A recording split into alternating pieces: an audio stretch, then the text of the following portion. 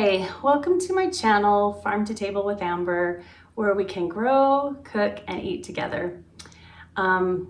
Today, I would like to talk to you a little bit about owning a freeze dryer, the pros and the cons. And I've had the freeze dryer for about 4 years, and it's the Large Harvest Right. I do like the Harvest Right brand, but I haven't had any other brands. And I'm going to talk about 3 pros and 3 cons. The 3 pros of owning your freeze dryer is that you can grow your own food and freeze dry it, you can feel self-reliant, and you can also enjoy a fun hobby. So let me just cover those 3 things. We have a large garden, and so to have a freeze dryer to freeze dry the extra produce from our garden is fantastic. And knowing that you can have all of this food on your shelves and that you're doing it and feeling self-reliant, that's really nice. And then of course, having this fun little hobby, that's kind of fun too, is enjoying experimenting and learning new things and freeze drying everything. Now, some of the things that I freeze dry that I really like are spaghetti. I love spaghetti. It's one of my favorite things to freeze dry, and it tastes like it just was freshly made. And then of course, asparagus. We grow so much asparagus for our family and for the farmer's market. And then I actually just get chickens from Sam's Club or Costco and get the rotisserie chickens and freeze dry the chicken. And then because I grew up on a raspberry farm, we have oodles and oodles of berries. And so I do the raspberries as well. And then we have our own chickens. And so I've done some eggs. And eggs have increased in price lately, so it's so nice to have this on my shelf, and I've been using them a lot. Now, I'm talking about these favorite things that I freeze dried. Well, the tomatoes came from our garden, and we also raise cows, and so the beef came from our own cow. And then of course we have to buy the noodles, but I buy those in bulk. And then asparagus comes right from our garden, so it's free. And the chicken, I have to buy the rotisserie chicken, so that's an extra cost right there. And then the raspberries are free, and the eggs are free. So all of these things are free, which makes it more economical for us to run a freeze dryer. So I like that. Now, as far as having the self-reliance, I have been canning since I was a teenager. So we're talking 40 years or more since I've been canning food. And that's just a nice feeling to know that you have that skill and you have the self-reliance of doing that. And a freeze dryer is just another one of those skills. And the third thing is creating a hobby. It's been really fun to experiment with things. I started first of all with the black currant juice because my dad wanted me to try that, and it turned into some beautiful crystals, but it took a long time to freeze dry. But it's been fun to experiment. And I've done a little bit of candy, but I'm not a big candy person. I feel like I usually do food that needs to have a shelf life.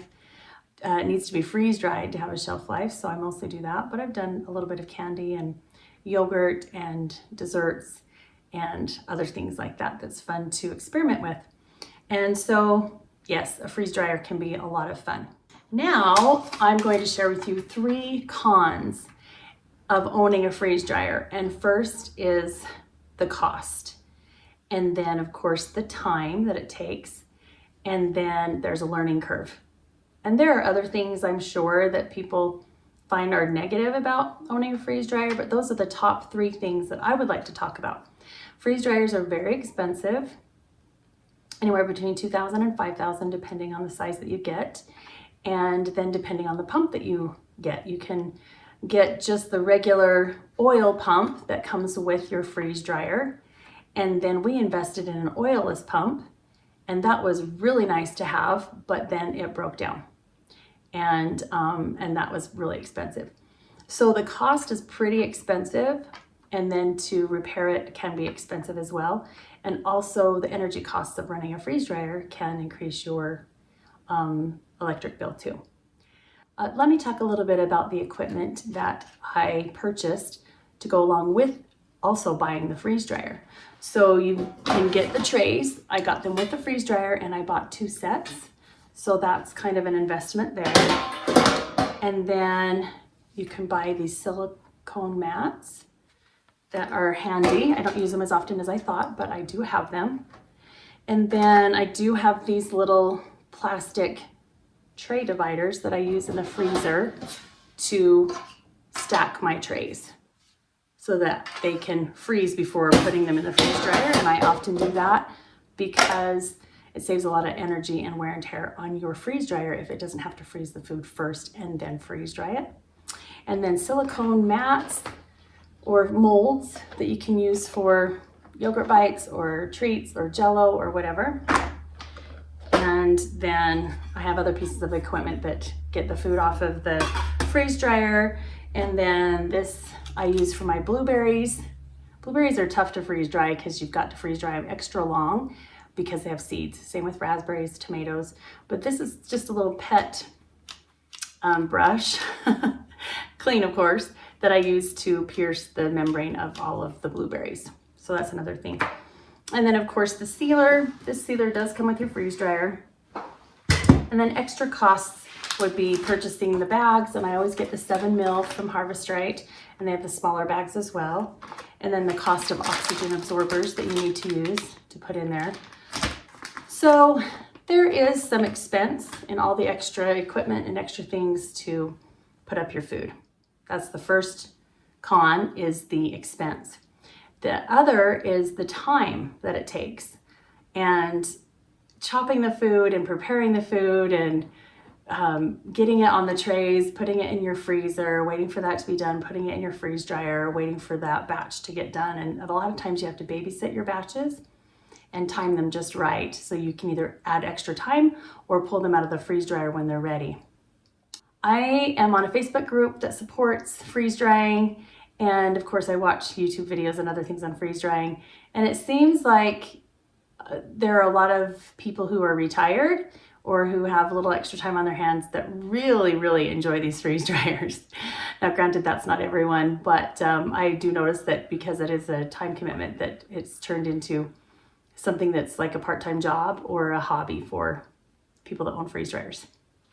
Okay, so the cost is a negative thing, the time, and then there's a learning curve. And even though I've been in the freeze drying food industry for a long time, it took me a minute to learn how to run my own freeze dryer. Just knowing how long the batches should go, making sure the food stays in long enough.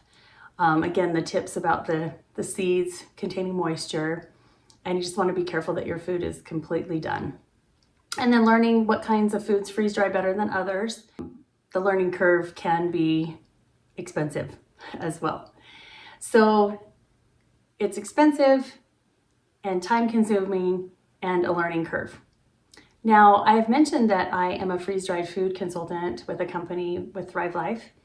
And if you feel like you want to get a freeze dryer, great, go for it. There are lots of benefits in having one, especially if you grow your own food. If you don't grow your own food, it costs more money to go to the store and get the food and then freeze dry it.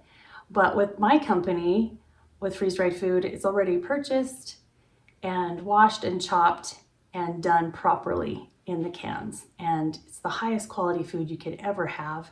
And it's already done, ready for you. So I'm leaving a link down in the description below on how to just get the freeze-dried food already done if you want to do that.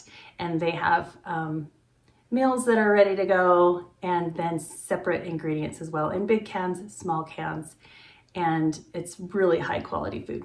So I highly recommend that you go there and get the food already done if you don't want to do it all yourself. So thank you for listening today and tuning in to Farm to Table with Amber, where we can grow, cook, and eat together.